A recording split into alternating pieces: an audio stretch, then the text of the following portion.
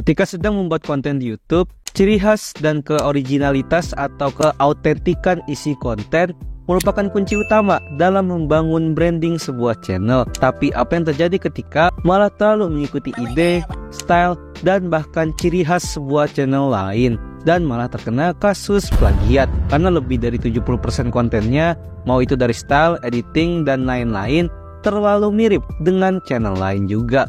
Dan itulah yang terjadi pada channel-channel yang akan gue bahas di video ini. Jadi inilah channel yang pernah dihujat dan di cancel karena kasus plagiarisme di segmen bedah channel.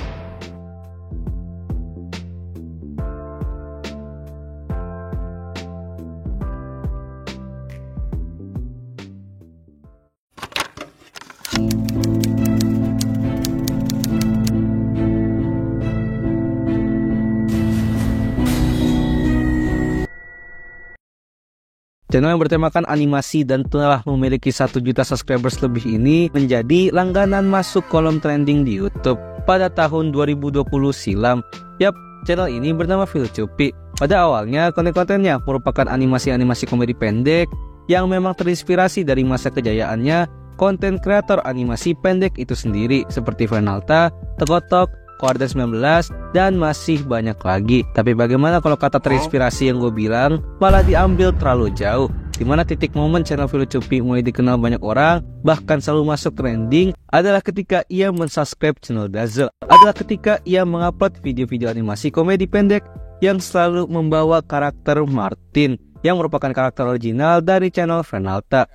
Dia pakai baju biru, berkumis, dan rambut botak ini sekarang. Oke. Jangan salah ya, Tin. Oke, Mang. Yang mana ya?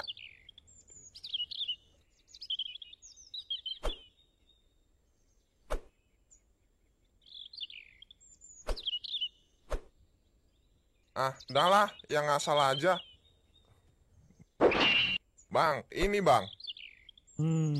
Tidak sekali atau 2 kali, tapi channel Filcupi berkali-kali mengambil karakter Martin untuk videonya karena memang video Filcupi yang ada karakter Martinnya itu emang menghasilkan views yang nggak main-main, dan tentu saja bisa memasuki kolom trending YouTube. Bahkan gak sampai di situ, channel Filcupi sampai membuat karakter Martin KW-nya sendiri yang bernama Martina, atau yang bisa dibilang sebagai karakter parodinya. Sehingga hanya karena kasus pengambilan karakter yang udah cukup terlalu ini, tentu saja membuat sebuah perdebatan di mana banyak kreator-kreator animasi pendek yang gue bilang tadi yang mulai menegur, sarkas, dan menyindir channel Filcupi karena menormalisasikan pengambilan karakter-karakter original dari channel lain yang jatuhnya malah menuju kasus plagiat atau meniru secara berlebihan. Sampai akhirnya karena semua drama dan hujatan yang ada, channel Filcupi sempat vakum beberapa bulan, lalu balik lagi dengan konten dengan style art yang baru dan juga karakter-karakter unik yang harusnya lebih original.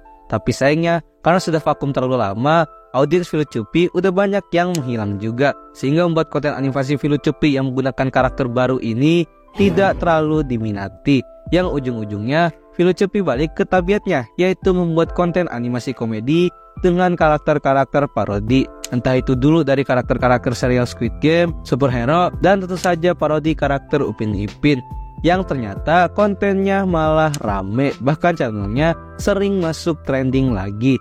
Sampai tentu saja karena image yang buruk sebelumnya, channelnya dihujat lagi karena masih saja memainkan karakter-karakter parodi lagi. Sehingga entah alasan yang jelas, channel Filcupi tidak aktif lagi sejak tahun 2022 lalu. Jadi apakah menurut kalian channel Filcupi pantas disebut sebagai channel plagiat? Karena kalau dilihat-lihat, channelnya mengambil tag parodi.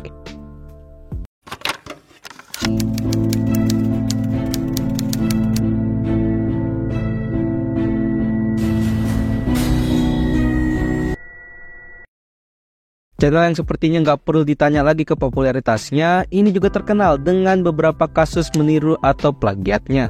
Ya, channel Frostdaemon yang telah memiliki puluhan juta subscribers lebih, di mana ia kerap kali membuat konten yang temanya itu mirip banget dengan konten channel lain. Dan gak cuma dari kontennya, tapi sampai ke thumbnail-thumbnailnya, sehingga ia dikenal dengan istilah negatif gak maling gak trending, dimana awal mula dari semua ini bertajuk pada konten-konten Frostdaemon pada konten berjudul Top Upin Diamond Free Fire ke bocil random, dimana thumbnail videonya itu mirip banget dengan thumbnail video yang mempopulerkan kontennya, yaitu channel Winda Basudara.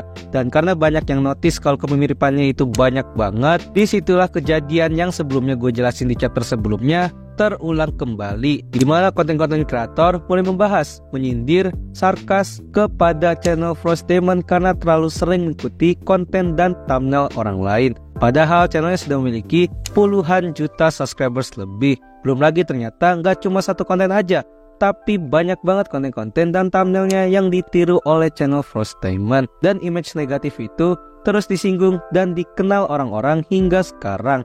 Tapi kenapa bisa channel Frostdaemon udah dihujat dan lain-lain, tapi ternyata channelnya masih rame, bahkan sempat menjadi channel gaming dengan subscriber terbanyak di Indonesia. Itu semua udah gue bahas lengkap di video bedah channel Frostdaemon itu sendiri, jadi cek aja. Yang intinya menyimpulkan kalau image negatif sendiri itulah yang malah membuat Frostdaemon menjadi sangat populer.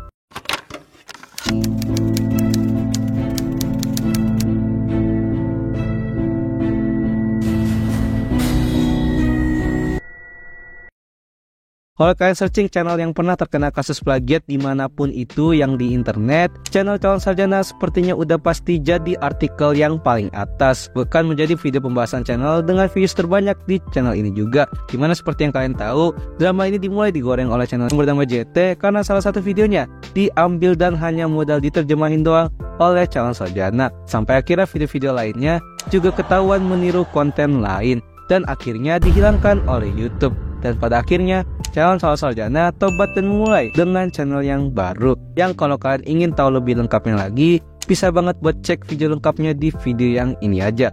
Jadi kira-kira kalian ada channel lain gak yang pernah mengalami kasus yang sama dengan channel-channel ini? Terima kasih telah menonton video ini. Gimana? Apa kalian punya pendapat lain tentang kasus-kasus channel ini? Silahkan komen aja. Intinya di sini gue coba pengen bilang kalau ingin membuat channel YouTube, kalian harus membangun dan membuat yang namanya ciri khas dan style tersendiri. Karena jika terlalu mengikuti orang, entah itu dari thumbnail, ide konten, dan pembawaannya, selain kalian bisa terkena kasus-kasus plagiarisme seperti channel-channel yang gue bahas tadi, kalian juga malah memiliki personal branding yang sangat jelek. Alih-alih dikenal sebagai channel B, tapi kalian malah dikenal sebagai channel A tapi versi KW atau versi lightnya. Kira-kira kalian suka video bedah channel yang kayak gini gak? Dan kalau suka, studi kasus apa lagi yang bisa gue bahas? Bisa banget buat request di kolom komentar.